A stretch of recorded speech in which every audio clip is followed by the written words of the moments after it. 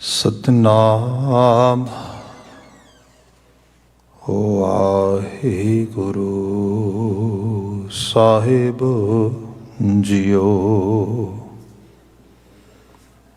ਬਿਲਾਵਲ ਮਹਲਾ ਪੰਜਵਾਂ। ਮਨ ਮੈਂ ਸਿੰਚੋ ਹਰ ਹਰ ਨਾਮ, ਅਨ ਦਿਨ ਕੀਰਤਨ ਹਰ ਗੁਣ ਗਾਮ। ਮਨ ਮੈਂ ਸਿੰਚੋ ਹਰ ਹਰ ਨਾਮ, ਅਨ ਦਿਨ ਕੀਰਤਨ ਹਰ ਗੁਣ ਗਾਮ। ਐਸੀ ਪ੍ਰੀਤ ਕਰੋ ਮਨ ਮੇਰੇ, आठ पहर प्रभ जानो नेरे रहा। कहो नानक जाके निर्मल भाग, हर चरनी ताका मन लाग। कहो नानक जाके निर्मल भाग, हर चरनी ताका मन लाग। वाहिगुरु जी का खालसा, वाहिगुरु जी की फतेह। जुगो जुगो टल धन धन गुरु ग्रंथ साहिब जी, गुरु पातशाह जी की अपार बख्शिश। शाम समय संगत के पल सानू प्राप्त होए ने। अज दसमेश सतगुरु दसम पातशाह सरबंसदानी साहिब कमाल धन धन गुरु गोबिंद सिंह पातशाह जी, उन्होंने ज्योति जोत पुरब है। सो आप उस शाम गुरु हजूर हो या टैलीविजन स्क्रीन राही घरां थावां तो दूर दराज गुरबाणी नाल जुड़ रहे हो, वडभागे हो। ये तवारीखी दिन है, ये समा गुरबाणी की व्याख्या का है। इस विच असीं गुरबाणी की व्याख्या की बात पावांगे। जिवें समय ने अलाउ किया थोड़ी तवारीखी बात भी होएगी।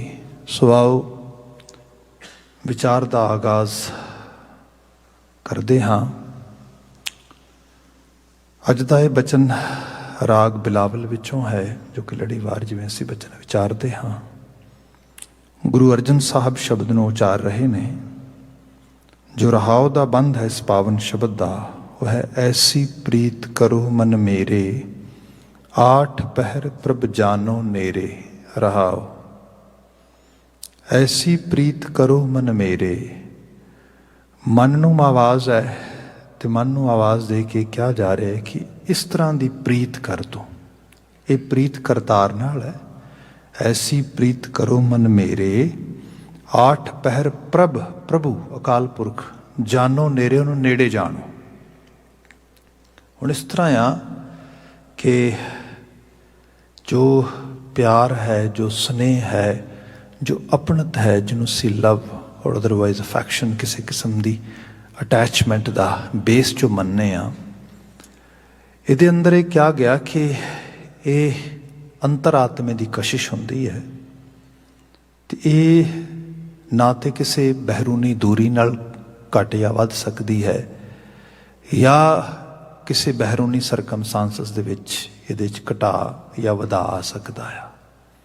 ये तो एक इनर लैवल ते आ रही एक अंतरात्मे की बात है, जिसनों गुरु बाबा जी ने कई रंगां में बयान किया है। आप कुछ मजाजी रंग लवांगे, कुछ हकीकी रंग लवांगे। We gonna combined in that वे।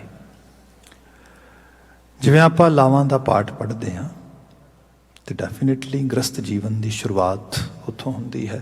साडे सिख विश्वासां दे विच उहदे अंदर गुरु बाबा जी ने संदेश रूहानी दिता आ, पर संसारी पद्धर ते भी उहदी इंप्लीमेंटेशन है। जो तुसीं इंटरप्रटेशन उस लैवल ते आ जाते हो, ਜਿਵੇਂ ਆਪਾਂ ਦੂਸਰੀ ਲਾਮ ਦਾ ਪਾਠ ਪੜ੍ਹੀਏ, ਮਹਾਰਾਜ ਬਿਆਨ ਕਰਦੇ ਹਰ ਦੂਜੜੀ ਲਾਮ ਸਤਿਗੁਰੂ ਪੁਰਖ ਮਿਲਾਇਆ ਬਲਰਾਮ ਜੀਓ।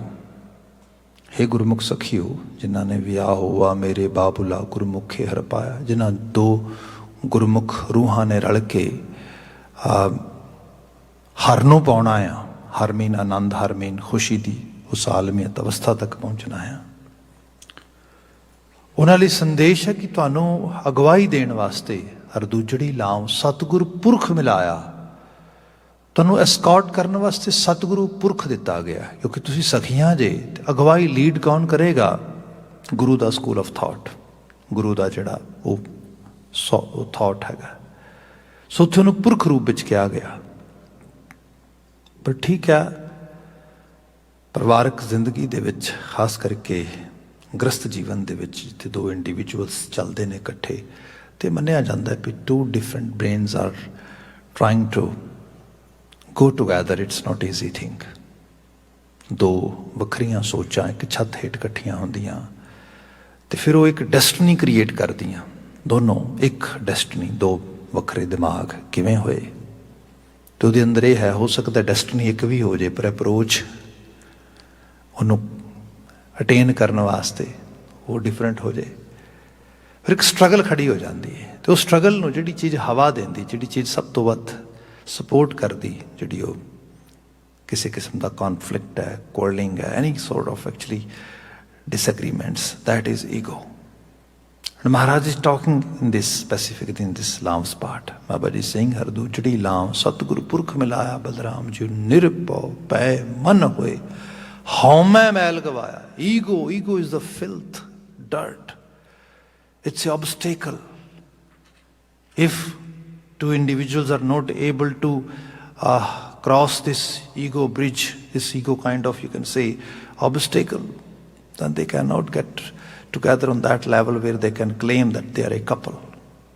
ਸੋ ਇੱਥੇ ਬਾਤ ਆਈ ਇਸ ਰੂਪ ਦੇ ਵਿੱਚ। ਹੋਰ ਬਾਤ ਆਈ ਮਹਾਰਾਜ ਜੀ ਦੇ ਪਾਵਨ ਬਚਨ ਜੇ ਅੱਗੇ ਤੋਰੀਏ ਤੇ ਜਿੱਥੇ ਬਾਤ ਸੀ ਅੱਜ ਕਰਨੀ ਸੀ। ਹਉ ਮੈਂ ਮੈਲ ਗਵਾਇਆ ਬਲਰਾਮ ਜੋ ਨਿਰਮਲ ਬੋ ਪਾਇਆ ਹਰ ਗੁਣ ਗਾਇਆ। ਹਰ ਵਿਖ ਹੈ ਰਾਮ ਹਦੂਰੇ, ਵਿਖ ਹੈ ਰਾਮ ਹਦੂਰੇ, ਹਦੂਰੇ ਹਾਜ਼ਰ ਨਾਜ਼ਰ, ਹਾਜ਼ਰੀ। ਦੇਖੋ ਪਤੀ ਨੇ ਪਤਨੀ ਨੂੰ, ਪਤਨੀ ਨੇ ਪਤੀ ਨੂੰ ਪਾਇਆ ਹੈ ਤੇ ਵਿਸ਼ਵਾਸ ਤੇ ਚੀਜ਼ਾਂ ਖੜਦੀਆਂ ਨੇ। ਤੇ ਹਰ ਵਕਤ ਨਾ ਪਤੀ ਪਤਨੀ ਨਾਲ ਰਹਿ ਸਕਦਾ, ਨਾ ਪਤਨੀ ਪਤੀ ਨਾਲ ਰਹਿ ਸਕਦੀ ਹੈ। ਹਾਜ਼ਰ ਨਾਜ਼ਰ ਕਿਹਨੂੰ ਜਾਣਿਆ ਜਾਏ? ਰੱਬ ਨੂੰ। ਇਸੇ ਕਰਕੇ ਰੱਬ ਦੀ ਹਾਜ਼ਰੀ ਦੇ ਵਿੱਚ ਹੀ ਸਹੁੰ ਖਾਧੀ ਜਾਂਦੀ ਕਿ ਇੱਕ ਦੂਜੇ ਨਾਲ ਅਹਿਦ ਕਰ ਰਹੇ ਹਾਂ, ਮਨ ਬਚਨ ਤੇ ਕਰਮ ਕਰਕੇ ਵਫਾ ਕਰਾਂਗੇ। We gonna be loyal toward each other on each and every step of our lives। ਆਹ ਜਿਹੜੀ ਅਹਿਦੀਅਤ ਹੈ, ਇਹ ਰੱਬ ਨੂੰ ਸਾਖੀ ਜਾਣ ਕੇ, ਉਸ ਨੂੰ ਹਾਜ਼ਰ ਨਾਜ਼ਰ ਜਾਣ ਕੇ ਬਾਤ ਹੋਏਗੀ। ਸੋ ਜਿਹੜੀ ਪ੍ਰੇਮ ਦੀ ਪ੍ਰਵਿਰਤੀ ਹੈ ਉਹ ਹੈ ਕਿ ਇੱਕ ਦੂਜੇ ਨੂੰ ਹਾਜ਼ਰ ਨਾਜ਼ਰ ਵੇਖਣਾ ਹਰ ਵਕਤ। ਮੇਰਾ ਰਿਸ਼ਤਾ ਕਿਹਦੇ ਨਾਲ ਹੈ, ਮੇਰਾ ਸੰਬੰਧ ਕਿਹਦੇ ਨਾਲ ਹੈ, ਇਸ ਕਿਸਮ ਦੀ ਬਾਤ ਬੰਦੇ ਦੇ ਜ਼ਹਿਨ ਵਿੱਚ ਹੋਏ। ਇੱਥੇ ਪ੍ਰੀਤ ਦੀ ਜਿਹੜੀ ਤੰਦ ਉਸਰਦੀ ਹੈ। ਇਸ ਨੂੰ ਇਸ ਤਰੀਕੇ ਨਾਲ ਜਾਣੋ, ਹਰ ਵਕਤ ਨਾ ਪਤਨੀ ਹੋ ਸਕਦੀ ਹਾਜ਼ਰ, ਨਾ ਪਤੀ ਹੋ ਸਕਦਾ। ਫਿਰ ਹਾਜ਼ਰ ਕੌਣ ਹੋਏਗਾ? ਹਰ ਵਿਖ ਹੈ ਰਾਮ ਹਦੂਰੇ, ਰੱਬ ਨੂੰ ਹਾਜ਼ਰ ਨਾਜ਼ਰ ਜਾਣਨਾ। ਜੇ ਰੱਬ ਨੂੰ ਹਾਜ਼ਰ ਨਾਜ਼ਰ ਜਾਣਨਾ ਤੇ ਰੱਬ ਨਾਲ ਪ੍ਰੀਤ ਪਾਉਣੀ ਪਏਗੀ। ਪਹਿਲਾਂ ਰੱਬ ਦੇ ਅਹਿਸਾਸ ਵਿੱਚ ਜੀਣਾ ਪਏਗਾ।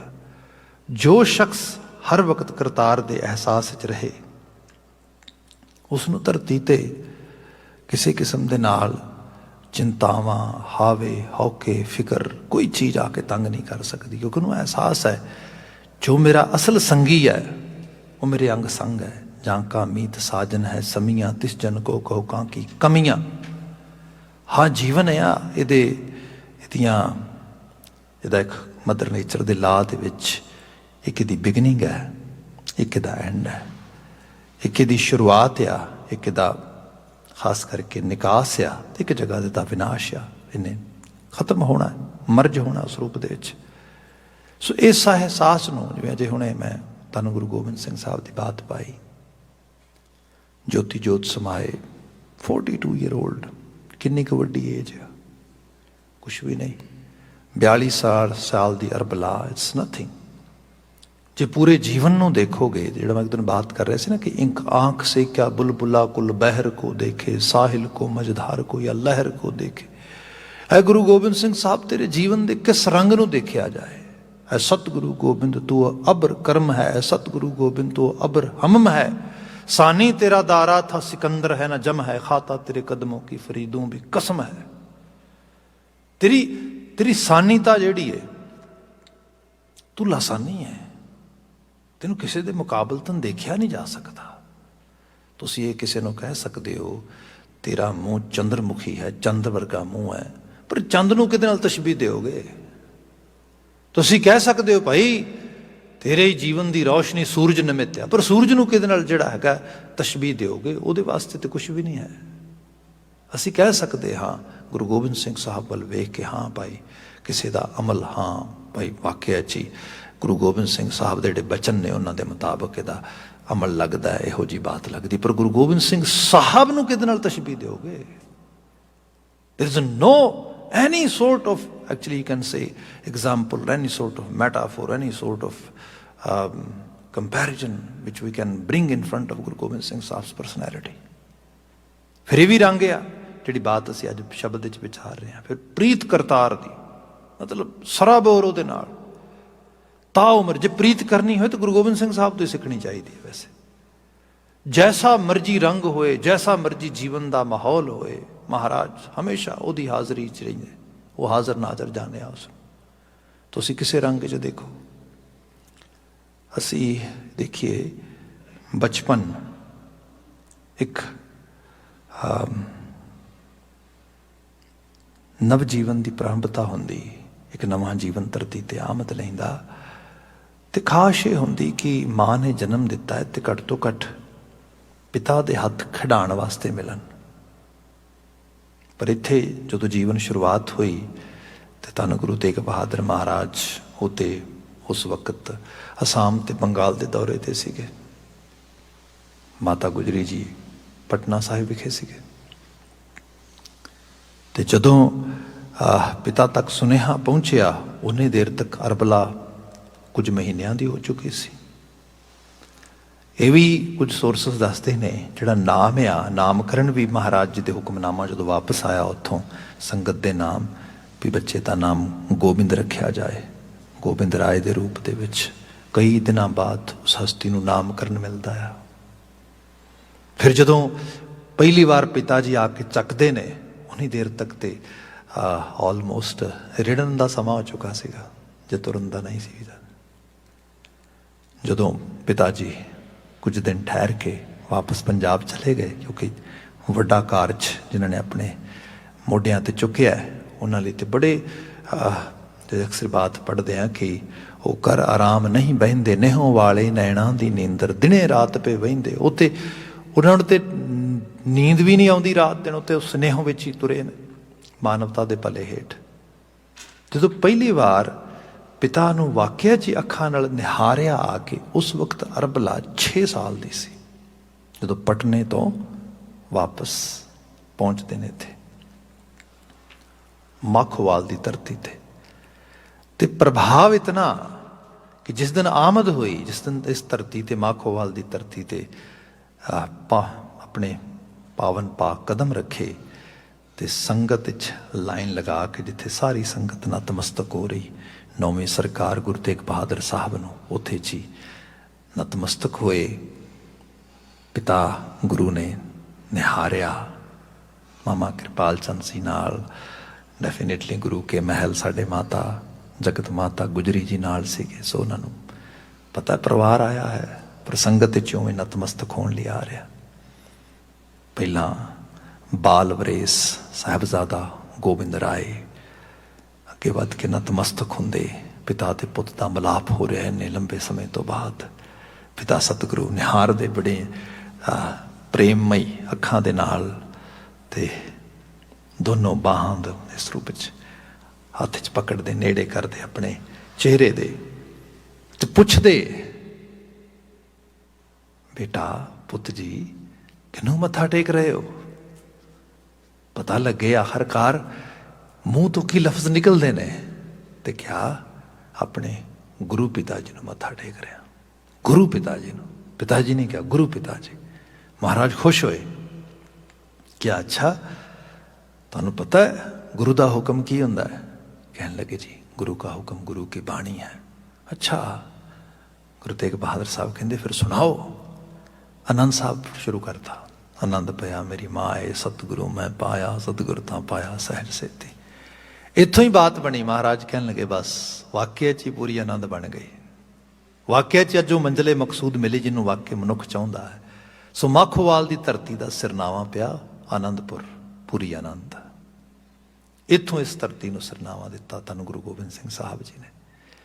खैर जीवन पूरा जिया, पूरे जीवन तुसी देखो कि किते एक भूरा भी इतराज़ नहीं, एक भूरा भी किते किसी किस्म के नाल ये नहीं कि रब्बी हाज़री तो किते सज्जे खब्बे होण, हर वक्त हाज़र नाज़र मन्निया उसनूं। एक छोटा जिहा रंग कह के फिर वाइंड अप कर देना, बचन ते आ जाना। हकीम अल्लाह यार खां जोगी नूं याद करते हैं, क्योंकि जोगी जी तो वधिया मैनूं नहीं लगता कोई चित्र कर सके इहो ਜਿਹੇ मूवमेंट्स नूं।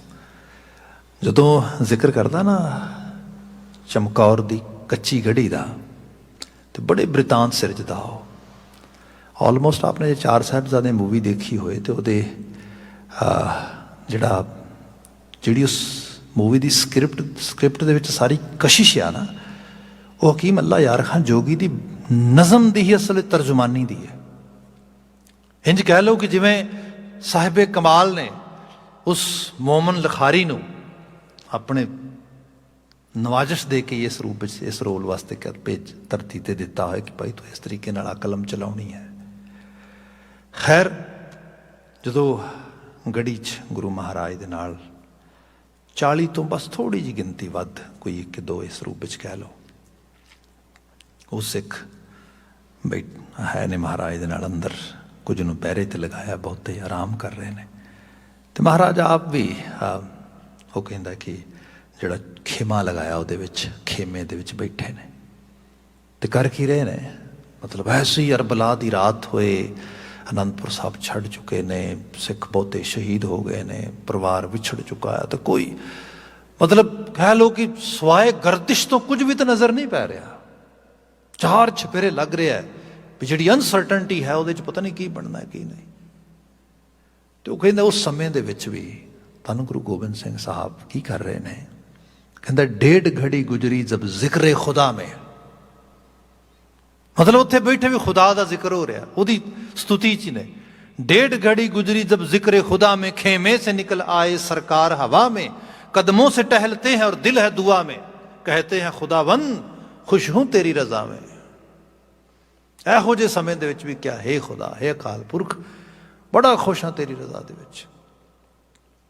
तो फिर हकीम जी कहते भी ऐसा नहीं हैगा भी महाराज नूं पता नहीं गा, शनाखत नहीं हैगी भी होने वाला की है।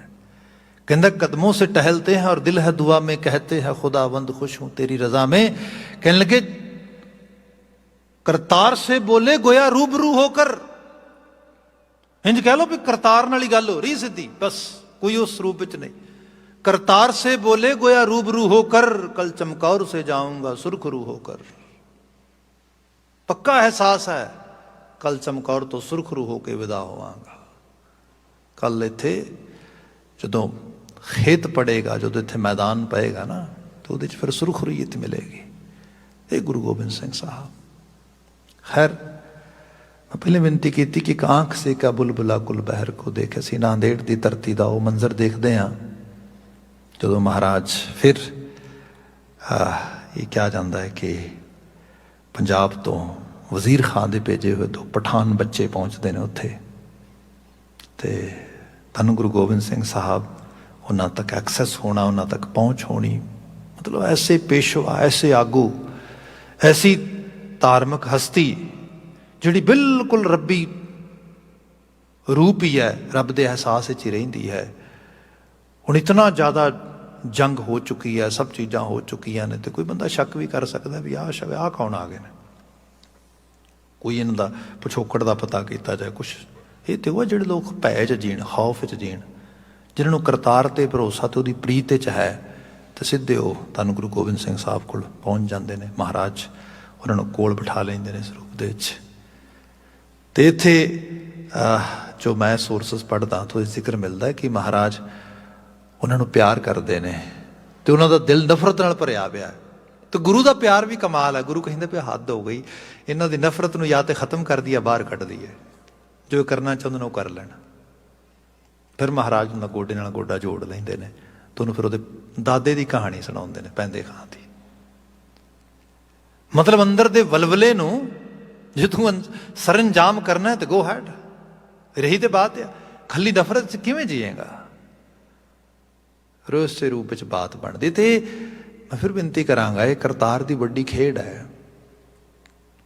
फिर उसे रात वो धन गुरु गोबिंद सिंह साहब जदों अपने खेमे च आराम करने लई जाते हैं तो फिर वो आके खंजर गुरु साहब की जिहड़ी वक्खी च मार दिंदा।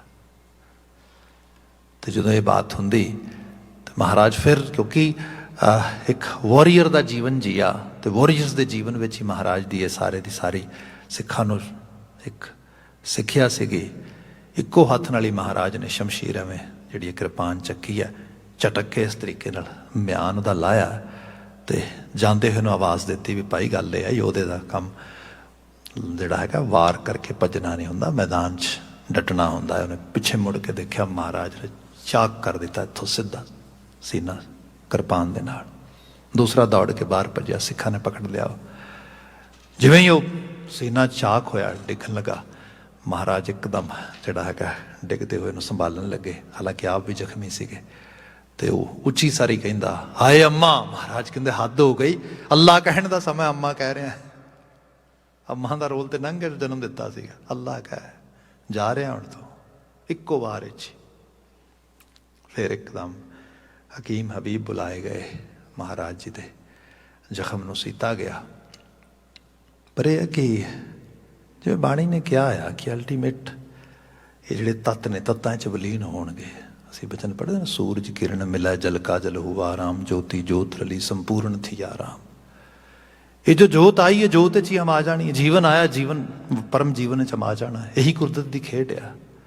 इत्थे ते ऐसो ये संसार पेखना रहन न को पई है रे। ये संसार ऐसा कोई सदा नहीं रह सकता। इत्थे इत्थे हमेशा सब ने चलाएमान संसार आखिरकार चलना है। वक्त अपनी जाचे बतीत होया, बाबा बंदा सिंह बहादुर नूं तैयार करके पंजाब भेजिया। सिख मूवमेंट अपने अगले मूव वाले वध रही है। तो ये भी साहब महाराज देखो किसी चीज़ डिपेंडेंसी क्रिएट नहीं की। जे सिख संस्था की बात की तो टोटली इंडिपेंडेंट ग्रंथ पंथ की ताबेदारी महाराज उन्होंने लै गए। जिदी असी फिर बाद जिक्र आप पढ़ते हैं जो महाराज कहते हैं कि गुरु गोबिंद सिंह साहब जो कमान सीगा ना, जोड़ा खास करके जिन्होंने असी बो कहने इंग्लिश के एरो एंड बो जोड़ा होंदा है, तो वो 7 कमानियां दा सीगा। ऑलमोस्ट ये मनिया जाता है, वक्रे वक्रे सोर्स दसते हैं कि महाराज की जिहड़ी ओहदी कमान की डोर सीगी वो किसी तो चढ़ती नहीं सी उहदे उत्ते। क्योंकि जदों तीर इस तरीके लगा के छड्डना आ तो मतलब कई कोह तक इस तरीके नाल मार करता सीगा। इहदा पता भी लगता है कि जदों बहादुर शाह नूं उहदे पावे नूं जाके तीर लगा तो उन्हें कहा सीगा कि करामात नाल महाराज ने भेजिया है। तो महाराज ने दूजा तीर भी नाल ही छड्डिया, कहने लगे करामात नहीं, ये मेरी प्रैक्टिस है। इस तरह जानो मनुख चाहे तो स्किल डिवेलप कर सकता है। ये बात भी की महाराज ने, तो आप इस चीज़ को जिया। पर क्योंकि उन्होंने एक तो कद काठी बड़ी आभा उमदा सीगी, बड़ी आभा मंडत सीगी। दूसरा लम्मियां भुजा सीगियां तो भुजा दे विच पूरा बल सीगा उस रूप दे विच। जदों वो जिहड़ा कमान सीगा उहदी डोर काफ़ी दिन हो गए चढ़ाई नहीं। को महाराज तो जख्मी सीगे, जड़े जख्म अल्ले सीगे हाले। पर यह कि जिन्हों ने अपने जीवन को सिर्फ आराम प्रस्तगी च नहीं रखना बल्कि किसी वड्डे अमल विच इजहार उस लैवल ते लैके आना है, फिर वो इन्हां चीज़ों की परवाह नहीं करते। इस रूप में बात हुई कि किते गल हुई महाराज फिर इस कमान ते डोर नहीं चढ़ रही। तो महाराज कहते लियाओ रे घर। महाराज ने इस तरीके कमान फड़िया, एक जिहड़ा है इस तरीके थले पैर के गोडे नाल इस रूप में गोडे ने उस रूप रख के उन्हें जो उपर कमान की डोर इस तरीके खिंचन लगे, जख्म फट गया। फिर जिवें जख्म फटिया तो फिर उस तो बाद कहा गया कि हुण ਕੁਝ ਬ੍ਰਿਟਿਸ਼ ਸੋਰਸਸ ਦੱਸਦੇ ਨੇ ਸ਼ਾਇਦ ਕੋਈ ਬ੍ਰਿਟਿਸ਼ ਡਾਕਟਰ ਵੀ ਸੀਗਾ ਜਿਹਨੇ ਉੱਥੇ ਜਾ ਕੇ ਉਸ ਨੂੰ ਦੁਬਾਰਾ ਫਿਰ ਸੀਨ ਦੀ ਟਰਾਈ ਕੀਤੀ, ਪਰ ਮਹਾਰਾਜ ਅਹਿਸਾਸ ਗਏ ਕਿ ਹੁਣ ਇਸ ਰੂਪ ਵਿੱਚ ਸੀਤਾ ਨਹੀਂ ਜਾਣਾ। ਉਸੇ ਸ਼ਾਮ ਫਿਰ ਮਹਾਰਾਜ ਨੇ ਦੀਵਾਨ ਸਜਾਇਆ, ਦੀਵਾਨ ਸਜਾ ਕੇ ਗ੍ਰੰਥ ਸਾਹਿਬ ਦਾ ਪ੍ਰਕਾਸ਼ ਕੀਤਾ ਤੇ ਉੱਥੇ ਫਿਰ ਗੁਰੂ ਪਾਤਸ਼ਾਹ ਜੀ ਨੇ ਆਤਮਾ ਗ੍ਰੰਥ ਵਿੱਚ ਤੇ ਸਰੀਰ ਪੰਥ ਵਿੱਚ। ਵੈਸੇ ਕਹਿੰਦੇ ਨੇ ਮਹਾਰਾਜ ਦੇ 52 ਆਰਡਰ ਸੀਗੇ, 52 ਬਚਨ ਸੀਗੇ, ਪਰ ਸਾਹਿਬ ਮਹਾਰਾਜ ਨੇ 3 ਬਚਨ ਮੁੱਖ ਰੂਪ ਵਿੱਚ ਬਿਆਨ ਕੀਤੇ, ਜਿਨ੍ਹਾਂ ਨੂੰ ਕਿਹਾ ਕਿ ਜਿਵੇਂ 3 ਪਹਿਲੇ ਜਾਮੇ ਦੇ। ਮੈਂ ਅਕਸਰ ਬਾਤ ਕਰਦਾ, ਸਿੱਖੀ ਦਾ ਪੂਰਾ ਮਹਲ 6 ਪਿਲਰਾਂ ਤੇ ਖੜਾ ਆ, 3 ਪਹਿਲੇ ਜਾਮੇ ਤੇ 3 ਦਾਸ ਜਾਮੇ ਤੇ। ਕਿਰਤ ਕਰਨਾ, ਨਾਮ ਜਪਣਾ, ਵੰਡ ਛਕਣਾ, 3 are the golden rules of Sikhi. Our kids should have on our tips all the time, and not only on their tips, they should have in their, actually you can say, psyche. It's you can say Sikhi fiber. If we really want to enjoy Sikhi, then definitely these 3 principles are a golden principle for us and for whole humanity, I should say. Then ਜੇ ਅਸੀਂ ਸਿੱਖੀ ਦੇ concept ਦੇ ਵਿੱਚ ਉਸ ਨੂੰ practice ਦੇ ਵਿੱਚ ਲੈ ਕੇ ਆਉਣਾ ਆ, ਸਿੱਖੀ ਇੱਕ ਕਹਿ ਲਓ ਕਿ ਸਪਿਰਿਚੁਅਲ ਸਾਈਡ ਤੋਂ, ਫਿਰ ਬਾਬਾ ਜੀ ਨੇ ਬਾਤ ਕੀਤੀ ਕਿ 3 ਹੁਕਮ ਨੇ ਤੁਹਾਡੇ ਵਾਸਤੇ। ਪਹਿਲਾ ਹੁਕਮ ਹੈ ਪੂਜਾ ਅਕਾਲ ਦੀ। ਧਰਤੀ ਦੇ ਉੱਤੇ ਜਾਗਤ ਜੋਤ ਜਪੈ ਨਿਸ ਬਾਸੁਰ, ਏਕ ਬਿਨਾ ਮਨ ਨਾਇਕ ਨਾ ਆਨ ਹੈ। ਇਹ ਚੀਜ਼ ਪੱਕੀ ਰੱਖਣੀ ਹੈ ਕਿ ਪੂਜਾ ਅਕਾਲ ਦੀ, ਅਕਾਲ ਪ੍ਰਸਤਗੀ ਸਿੱਖ ਦੀ ਹੈ ਸਭ ਤੋਂ ਵੱਡੀ। ਫਿਰ ਦੂਸਰਾ ਪਰਚਾ ਸ਼ਬਦ ਦਾ, ਸ਼ਬਦ ਅਗਵਾਈ ਕਰੇਗਾ। ਅਕਾਲ ਦੀ ਪੂਜਾ ਆ ਤੇ ਸ਼ਬਦ ਦੀ ਆਸਥਾ ਦੇ ਨਾਲ ਉਦ ਤੱਕ ਪਹੁੰਚਿਆ ਜਾਏਗਾ। ਦੀਦਾਰ ਖਾਲਸੇ ਦਾ, ਇੱਕ ਐਸੀ ਕਮਿਊਨਿਟੀ, ਇੱਕ ਐਸਾ ਰਹਿਣੀ ਰਹਿਤ ਦਾ ਸੰਕਲਪ ਜਿਹੜਾ ਗੁਰੂ ਸਾਹਿਬ ਨੇ ਦ੍ਰਿੜ ਕੀਤਾ ਸੀਗਾ ਕਿ ਤਿਆਰ ਬਰ ਤਿਆਰ ਦੇ ਦੀਦਾਰ ਪਾਉਣੇ, ਆਪ ਤਿਆਰ ਬਰ ਤਿਆਰ ਹੋਣਾ। ਜੀਵਨ ਵਿੱਚ ਇੰਝ ਲੱਗੇਗਾ ਗੁਰੂ ਗੋਬਿੰਦ ਸਿੰਘ ਸਾਹਿਬ ਅੰਗ ਸੰਗ ਹੀ ਹੈ। ਸੋ ਇਸ ਰੂਪ ਵਿੱਚ ਮਹਾਰਾਜ ਨੇ ਬਾਤ ਕੀਤੀ। ਉਸੇ ਫਿਰ ਸ਼ਾਮ ਮਹਾਰਾਜ ਕਹਿਣ ਲੱਗੇ ਹੁਣ ਵਕਤ ਆ ਗਿਆ ਹੈ। ਬਕਾਇਦਾ ਤੌਰ 'ਤੇ ਬਿਬਾਨ ਸਜਾਇਆ ਗਿਆ, ਅੰਗੀਠਾ ਸਜਾਇਆ ਗਿਆ, ਉਹਦੇ ਵਿੱਚ ਮਹਾਰਾਜ ਅੰਤਮ ਚਲਾਣਾ ਕੀਤਾ। ਜੋਤੀ ਜੋਤ ਸਮਾ ਗਏ। ਧੰਨ ਗੁਰੂ ਗੋਬਿੰਦ ਸਿੰਘ ਸਾਹਿਬ। ਇਹ ਉਹ ਦਿਨ ਹੈ ਜਿਹਨੂੰ ਅੱਜ ਅਸੀਂ ਯਾਦ ਕਰ ਰਹੇ ਹਾਂ ਤਵਾਰੀਖੀ ਤੌਰ 'ਤੇ। ਐਸੀ ਹਸਤੀ ਜਿਨ੍ਹਾਂ ਨੇ ਆਪਣਾ ਸਰਬੰਸ ਕਿਆ ਸਾਰਾ ਆਰ ਪਰਿਵਾਰ ਤੇ ਅਲਟੀਮੇਟਲੀ ਆਪਣਾ ਜੀਵਨ ਪੰਥ ਦੇ ਲੇਖੇ ਲਾਇਆ, ਮਾਨਵਤਾ ਦੇ ਲੇਖੇ ਲਾਇਆ। ਪਰ ਜੋ ਬਾਤ ਸ਼ੁਰੂ ਕੀਤੀ ਸੀਗੀ ਸਭ ਕਰਤਾਰ ਦੀ ਪ੍ਰੀਤ ਵਿੱਚ, ਜੇਕਰ ਅੰਗ ਕਹਿ ਕੇ ਲਿਟਰੇਚਰ 'ਚੋਂ ਸ਼ਬਦ ਤੇ ਆਵਾਂ, ਦੇਖੋ ਜਿਨ੍ਹਾਂ ਦੀ ਜਾਤ ਵਿੱਚ, ਕੁੱਲ ਵਿੱਚ, ਬੰਸ ਵਿੱਚ ਸਰਦਾਰੀ ਨਾ ਪਈ ਖਿਦਾਈ, ਮਤਲਬ ਅੱਜ ਸਰਦਾਰ ਕੌਮ ਦੇ ਰੂਪ ਵਿੱਚ ਅਸੀਂ ਯਾਦ ਕੀਤੇ ਜਾਂਦੇ ਹਾਂ। ਇਹ ਚੀਜ਼ ਕਿਤੇ ਨੇੜੇ ਮਾਤਰ ਵੀ ਨਹੀਂ ਸੀ। ਗੁਲਾਮਾਂ ਦੇ ਗੁਲਾਮ, ਘਸਿਆਰੇ ਬਣ ਕੇ ਜੀਵਨ ਜੀਣ ਵਾਲੇ ਲੋਕ। ਜੇ ਆਪਾਂ ਮੁਗਲ ਐਮਪਾਇਰ ਜਾਂ ਇਸ ਤੋਂ ਪਹਿਲਾ ਦੌਰ ਦੇਖਦੇ ਹਾਂ ਤੇ ਕੀ ਸੀਗੀ ਉਸ ਖਿੱਤੇ 'ਚ ਰਹਿਣ ਵਾਲੇ ਲੋਕਾਂ ਦੀ ਸੋਸ਼ਲ ਸਟੇਟਸ, ਜੇ ਬ੍ਰਾਹਮਣਿਜ਼ਮ ਦੇ ਆਈਨੇ ਨਾਲ ਦੇਖੀਏ ਤੇ ਕੀ ਹਾਲਤ ਸੀ ਲੋਕਾਂ ਦੀ, ਕੁਛ ਵੀ ਨਹੀਂ। ਪਰ ਉਹਨਾਂ ਨੂੰ ਮਤਲਬ ਪਾਤਸ਼ਾਹਤਾਂ ਤੱਕ ਪਹੁੰਚਾਇਆ, ਸਰਦਾਰੀ ਬਖਸ਼ੀ, ਹਰ ਲੈਵਲ ਦਾ ਰੁਤਬਾ ਬਖਸ਼ਿਆ, ਗਿਆਨ ਦਿੱਤਾ, ਸੋਝੀ ਦਿੱਤੀ। ਤੇ ਜੇ ਕਿਸੇ ਨੇ ਕਿਹਾ ਵੀ ਮਹਾਰਾਜ ਬੜਾ ਤਰਸ ਕੀਤਾ ਜੇ ਇਹਨਾਂ ਗਰੀਬਾਂ ਤੇ ਨਾ ਗੁਰਬਤ ਦੇ ਮਾਰਿਆਂ ਤੇ ਧੰਨ ਗੁਰੂ ਗੋਬਿੰਦ ਸਿੰਘ ਸਾਹਿਬ ਕਰਤਾਰ ਦੇ ਆਸ਼ਕ, ਉਹ ਕਹਿੰਦੇ ਨਾ ਸੱਚ ਇਹ ਹੈ ਕਿ ਜਿਸੀ ਮੇਰੇ ਤੋਂ ਪੁੱਛਦੇ ਹੋ, ਇਨ ਹੀ ਕਿ ਕਿਰਪਾ ਕੇ ਸਜੇ ਹਮ ਹੈ, ਨਹੀਂ ਮੋਸੋ ਗਰੀਬ ਕਰੋੜ ਭਰੇ। ਅਸਲ 'ਚ ਇੱਥੇ ਕਰਤਾਰ ਨੇ ਡਿਊਟੀ ਲਾਈ, ਮੈਂ ਡਿਊਟੀ ਨਿਭਾਈ ਹੈ। ਬਾਕੀ ਇਹਨਾਂ ਨੇ ਬਲਕਿ ਮੈਨੂੰ ਸਜਾ ਦਿੱਤਾ ਗੁਰੂ ਗੋਬਿੰਦ ਸਿੰਘ ਸਾਹਿਬ ਦੇ ਰੂਪ ਦੇ ਵਿੱਚ। ਇਹ ਉਹਨਾਂ ਦੀ ਇੱਕ ਹਲੀਮੀ, ਇੱਕ ਨਿਮਰਤਾ ਦੀ ਇੰਤਹਾ ਦੀ ਤਸਵੀਰ ਆ। ਇਹ ਸਭ ਉਹ ਅਕਾਲ ਪੁਰਖ ਵਾਹਿਗੁਰੂ ਨਾਲ ਪ੍ਰੀਤ ਕਰਨ ਵਾਲੀ ਉਹ ਹਸਤੀ ਜੋ ਸ਼ਬਦ ਗੁਰੂ ਅਰਜਨ ਸਾਹਿਬ ਨੇ ਬਚਨ ਕੀਤਾ, ਅੱਜ ਜਿਹੜਾ ਸਾਨੂੰ ਹੁਕਮਨਾਮਾ ਜੋ ਲੜੀਵਾਰ ਵਿਆਖਿਆ 'ਚ ਮਿਲਿਆ, ਐਸੀ ਪ੍ਰੀਤ ਕਰੋ ਮਨ ਮੇਰੇ, 8 ਪਹਿਰ ਪ੍ਰਭ ਜਾਨੋ ਨੇਰੇ। ਜ਼ਿੰਦਗੀ 'ਚ ਕੋਈ ਸਮਾਂ, ਕੋਈ ਮੁਸ਼ਕਲ ਤਕਲੀਫ ਹੋਏ, 8 ਪਹਿਰ ਕਰਤਾਰ ਨੂੰ ਚੇਤੇ ਰੱਖਣਾ, ਉਹਦੇ ਨੇੜੇ ਰਹਿਣਾ, ਸੁਰਤ 'ਚ ਉਹਦਾ ਅਹਿਸਾਸ ਰੱਖਣਾ। ਰਹਾਓ ਮਨ ਮੈਂ ਸਿੰਚੋ ਹਰ ਹਰ ਨਾਮ, ਮਨ ਦੇ ਵਿੱਚ ਹਰੀ ਦੇ ਨਾਮ ਦੀ ਸਿੰਚਨਾ ਕੀਤੀ ਜਾਏ। ਮਨ ਨੂੰ ਬਾਣੀ ਕਹਿੰਦੀ ਇਹ ਹਰੀ ਦਾ ਰੂਪ ਹੈ, ਜੋਤ ਸਰੂਪ ਹੈ। ਤੇ ਜੇ ਜੋਤ ਸਰੂਪ ਹੈ ਤੇ ਫਿਰ ਇਹਦੇ 'ਚ ਹਰੀ ਦਾ ਨਾਮ ਸਿੰਚਣ ਦੀ ਵੀ ਕੀ ਲੋੜ ਹੈ। ਇਹ 'ਚ ਬਾਣੀ 'ਚ ਬਹੁਤ ਸਾਰੀਆਂ ਐਗਜ਼ਾਮਪਲਸ ਨੇ। ਇਹ 1 ਬਾਏ 1 ਜੇ ਅਸੀਂ ਬਹੁਤ ਸਾਰੀਆਂ ਐਗਜ਼ਾਮਪਲ 'ਚੋਂ ਲੈ ਲਈਏ। ਕਿਤੇ ਮਹਾਰਾਜ ਕਹਿੰਦੇ ਕਿ जैसे धरती ऊपर मेघुला बरसत, क्या धरती मध्य पानी नाही, ਫਿਲਾਸਫੀਕਲ ਸਾਈਡ ਤੋਂ ਬਾਤ ਕਰੋਗੇ ਤੇ ਧਰਤੀ ਦੀ ਸਤਹ ਦੇ ਥੱਲੇ ਪਾਣੀ ਹੈ, ਪਰ ਫਿਰ ਧਰਤੀ ਦੇ ਉੱਤੇ ਬੱਦਲ ਬਣ ਕੇ ਪਾਣੀ ਵਰਦਾ ਹੈ। ਧਰਤੀ ਦੇ ਥੱਲੇ ਪਾਣੀ ਕੀ ਲੋੜ ਆ ਧਰਤੀ ਦੇ ਉੱਤੇ ਬੱਦਲ ਬਣ ਕੇ ਵਰਨ ਦੀ? ਭਾਈ ਗੱਲ ਇਹ ਹੈ, ਜਿਹੜਾ ਥੱਲੇ ਪਾਣੀ ਹੈ ਉਹਦੇ ਤੱਕ ਰਸਾਈ ਧਰਤੀ ਦੀ ਉਤਲੀ ਸਤਹ ਦੀ ਨਹੀਂ ਹੈ। ਉਤਲੀ ਸਤਹ ਦੀ ਰਸਾਈ ਉਦੋਂ ਹੋਏਗੀ। ਸੱਚ ਇਹ ਵੀ ਹੈ, ਜਦੋਂ ਬੱਦਲ ਬਣ ਕੇ ਪਾਣੀ ਵਰਦਾ ਧਰਤੀ ਦਾ ਥੱਲੜਾ ਪਾਣੀ ਉੱਤੇ ਆ ਜਾਂਦਾ ਉਹਦੀ ਮਦਦ ਦੇ ਨਾਲ। ਸਾਡੇ ਅੰਦਰ ਰੱਬ ਦੀ ਜੋਤ ਹੈ, ਪਰ ਇਸ ਰੱਬ ਦੀ ਜੋਤ ਨੂੰ ਉਹਦੇ ਤੱਕ ਅਹਿਸਾਸਣ ਵਾਸਤੇ ਬਾਹਰੋਂ ਵੀ ਜੋਤ ਸਰੂਪ ਬੱਦਲ ਵਰੇਗਾ ਤਾਂ ਬਾਤ ਬਣੇਗੀ। ਜੇ ਨਹੀਂ ਵਰੇਗਾ ਤੇ ਫਿਰ ਅੰਦਰ ਦਾ ਬੱਤਰ ਨਾ ਲੱਗੇਗਾ ਆ ਕੇ ਸਾਨੂੰ।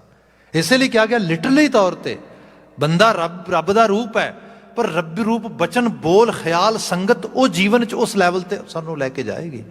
ਬਚਨ ਹੈ ਮਹਾਰਾਜ ਨੇ ਬਿਆਨ ਕੀਤਾ ਆ, ਕਹਿਣ ਲੱਗੇ ਮਨ ਮੈਂ ਸਿੰਚੋ ਹਰ ਹਰ ਨਾਮ, ਇਹਦੀ ਸਿੰਚਨਾ ਕਰੋ, ਸਿੰਚਾਈ ਕਰੋ, ਇਸ ਨੂੰ ਉਸ ਰੂਪ ਵਿੱਚ ਪਾਓ।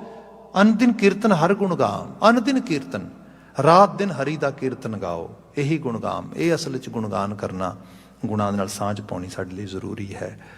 ਅੱਜ ਤੇ ਬੜੇ ਅਸੀਂ ਵਧੀਆ ਮਾਹੌਲ 'ਚ ਲੰਘ ਰਹੇ ਹਾਂ, ਸਾਡੇ ਕੋਲ ਇਤਨਾ ਸਮਾਂ ਵੀ ਹੈ, ਸਾਡੇ ਕੋਲ ਇਤਨੇ ਵੱਖਰੇ ਕਹਿ ਲਓ ਕਿ ਫੈਸਿਲਿਟੀਜ਼ ਹੈਗੀਆਂ ਨੇ, ਸਾਡੇ ਕੋਲ ਇਤਨੀ ਅਪੋਰਚੁਨਿਟੀਜ਼ ਹੈਗੀਆਂ ਨੇ। ਆਪਾਂ ਗੁਰਦੁਆਰੇ ਸਾਹਿਬ ਦੀ ਕਥਾ ਕਰ ਰਹੇ ਹਾਂ, ਤੁਸੀਂ ਜਿੱਥੇ ਮਰਜ਼ੀ ਵਰਲਡ ਵਾਈਡ ਸੁਣ ਸਕਦੇ ਹੋ। ਹਰ ਵਕਤ ਹਰੀ ਦੀ ਕੀਰਤੀ ਦੇ ਨਾਲ ਆਪਣੇ ਆਪ ਨੂੰ ਜੋੜਿਆ ਜਾ ਸਕਦਾ, ਇੰਗੇਜ ਕੀਤਾ ਜਾ ਸਕਦਾ ਹੈ। ਪਰ ਇਹਦੇ ਨਾਲ ਭਟਕਣਾ ਦਾ ਵੀ ਅੱਜ ਕੱਲ੍ਹ ਬਹੁਤ ਜ਼ਿਆਦਾ, ਮਤਲਬ ਉਹਦੇ ਵਾਸਤੇ ਵੀ ਬਹੁਤ ਐਵੀਨਿਊਜ਼ ਹੈਗੇ ਨੇ। ਜੇ ਇਹੀ ਡਿਵਾਈਸਿਸ ਤੇ ਸਭ ਟੈਕਨੋਲੋਜੀ ਸਾਨੂੰ ਇਸ ਪਾਸੇ ਪ੍ਰੇਰ ਸਕਦੀ ਹੈ, ਸਾਨੂੰ ਇਸ ਤੋਂ ਕਿਤੇ ਦੂਰ ਵੀ ਲਿਜਾ ਸਕਦੀ ਹੈ। ਜੇ ਇਨਫੋਰਮੇਟਿਵ ਵੇ ਦੇ ਨਾਲ ਅਸੀਂ ਆਪਣੇ ਆਪ ਨੂੰ ਇਨਫੋਰਮ ਕਰਕੇ ਕੋਈ ਚੰਗੇ ਪਾਸੇ ਤੋਰ ਸਕਦੇ ਹਾਂ, ਉਹੀ ਜੇ ਰੌਂਗ ਇਨਫੋਰਮੇਸ਼ਨ ਆ ਜਾਏ ਤੇ ਲੀਡ ਕਰ ਲੇ ਤਾਂ ਗਲਤ ਪਾਸੇ ਵੀ ਲਿਜਾ ਸਕਦੀ ਹੈ। ਪਰ ਇਹ ਹੈ ਕਿ ਜਿਹੜੀ ਹਰੀ ਦੀ ਕੀਰਤੀ ਹੈ, ਸਤੁਤੀ ਹੈ, ਜਿਹੜਾ ਕਰਤਾਰੀ ਅਹਿਸਾਸ ਆਭਾਸ ਆ, ਇਹ ਬੰਦੇ ਦੇ ਮਨ ਦਾ ਲੈਵਲ ਬਦਲਦਾ ਆ। ਇਸ ਲਈ ਕਿਹਾ ਗਿਆ ਭਜਨ ਬੰਦਗੀ ਬੜੀ ਜ਼ਰੂਰੀ ਕਾਰਜ ਹੈ, ਇਹਦੇ 'ਚ ਆਪਣੀ ਐਨਰਜੀ ਜ਼ਰੂਰ ਲਗਾਓ, ਹੋਰ ਕੋਈ ਤਰੀਕਾ ਨਹੀਂਗਾ। ਇਹੀ ਸਿੰਚਨਾ ਆ। ਆਪ ਜਿਸ ਤਰੀਕੇ ਨਾਲ ਮਰਜ਼ੀ, ਜੋ ਪਾਣੀ ਦਾ ਰੋਲ ਹੈ ਪਾਣੀ ਦਾ ਰੋਲ ਹੈ, ਜੋ ਬਾਣੀ ਦਾ ਰੋਲ ਹੈ ਬਾਣੀ ਦਾ ਰੋਲ ਹੈ। ਜਿਵੇਂ ਬੂਟੇ ਲਈ ਪਾਣੀ ਦਾ ਰੋਲ ਹੈ ਨਾ, ਜਿਵੇਂ ਫਸਲ ਲਈ ਪਾਣੀ ਦਾ ਰੋਲ ਹੈ, ਐਵੇਂ ਮਨ ਲਈ ਬਾਣੀ ਦਾ ਰੋਲ ਹੈ। ਉਹ ਸੰਦੇਸ਼ੋ ਕੀਰਤਨ ਉਹਦੀ ਬਾਤ ਕੀਤੀ ਗਈ। ਮਹਾਰਾਜ ਕਹਿੰਦੇ ਕੀਰਤਨ ਹਰ ਗੁਣ ਗਾਮ। ਅੰਤਲੀਆਂ ਲਾਈਨਾਂ ਇਸ ਪਾਵਨ ਬਚਨ ਦੀਆਂ ਜੇ ਦੇਖਦੇ ਆ, ਕਹੋ ਨਾਨਕ ਜਾਂ ਕੇ ਨਿਰਮਲ ਭਾਗ, ਨਿਰਮਲ ਭਾਗ ਮੈਲ ਰਹਿਤ ਜਦੋਂ ਭਾਗ, ਜਦੋਂ ਸਾਡੇ ਕਿਤੇ ਅੰਦਰ ਕਰਤਾਰੀ ਕੁਦਰਤ ਦਾ ਕੁਛ ਰੰਗ ਅੰਸ਼, ਕੁਝ ਸੰਸਕਾਰ ਜ਼ੋਰ ਪਾਉਂਦਾ, ਤਾਂ ਜਾ ਕੇ ਅਸੀਂ ਇਸ ਪਾਸੇ ਆਪਣੀ ਸੋਚ ਲਗਾ ਸਕਦੇ। ਕਿਆ ਕਹੋ ਨਾਨਕ ਜਾਂ ਕੇ ਨਿਰਮਲ ਭਾਗ, ਹਰ ਚਰਣੀ ਤਾਂ ਕਾ ਮਨ ਲਾਗ। ਉਹਦਾ ਮਨ ਲੱਗਦਾ ਹਰੀ ਦੇ ਚਰਨਾਂ 'ਚ, ਨਹੀਂ ਤੇ ਮਨ ਤੇ ਭਟਕਦਾ ਰਹਿੰਦਾ ਆਲੇ ਦੁਆਲੇ। ਸਭ ਰਹਿਮਤ ਕਰਨ, ਅਸੀਂ ਵੀ ਆਪਣੇ ਮਨ ਮੰਡਲ ਦੇ ਵਿੱਚ ਹਰੀ ਨਾਮ ਨੂੰ ਸਿੰਚ ਸਕੀਏ, ਮਨ ਦੀ ਪ੍ਰੀਤ ਕਰਤਾਰ ਨਾਲ ਲਗਾ ਸਕੀਏ, ਤੇ ਘੱਟ ਤੋਂ ਘੱਟ ਧੰਨ ਗੁਰੂ ਗੋਬਿੰਦ ਸਿੰਘ ਸਾਹਿਬ ਮਹਾਰਾਜ ਸਰੀਖੀ ਰੂਹ ਦੇ ਚਰਨਾਂ 'ਚ ਅਰਦਾਸ ਕਰਨ ਦੇ ਕਾਬਲ ਬਣ ਸਕੀਏ ਕਿ ਦਾਤਾ ਤੁਸੀਂ ਸਰਬੰਸਤਾਨੀ ਸਤਿਗੁਰੂ ਹੋ, ਤੁਸੀਂ ਤੇ ਇਹਦੇ ਤਿਆਗ ਦੀ ਮੂਰਤ ਰਹੇ, ਪਿਆਰ ਦੀ ਮੂਰਤ ਰਹੇ। ਕੁਝ ਸਾਨੂੰ ਵੀ ਨਵਾਜੋ, ਕੁਝ ਸਾਨੂੰ ਵੀ ਬਖਸ਼ੋ, ਤਾਂ ਕਿ ਅਸੀਂ ਵੀ ਸਿੱਖੀ ਦੇ ਅੰਸ਼ ਨੂੰ ਕੁਝ ਮਾਣ ਸਕੀਏ। ਇੰਨੀਆਂ ਕੁ ਬੇਨਤੀਆਂ ਨਾਲ ਖਿਮਾ। ਕਿਰਸਾਨੀ ਸੰਘਰਸ਼ ਨਾਲ ਜੂਝ ਰਹੇ ਮਾਈ ਭਾਈ ਦੀ ਸਫਲਤਾ ਦੀ ਅਰਦਾਸ ਕਰਦੇ ਹਾਂ, ਸਮਾਪਨ ਕਰਦੇ ਹਾਂ ਕਹਿਣਾ ਜੀ ਵਾਹਿਗੁਰੂ ਜੀ ਕਾ ਖਾਲਸਾ, ਵਾਹਿਗੁਰੂ ਜੀ ਕੀ ਫਤਿਹ।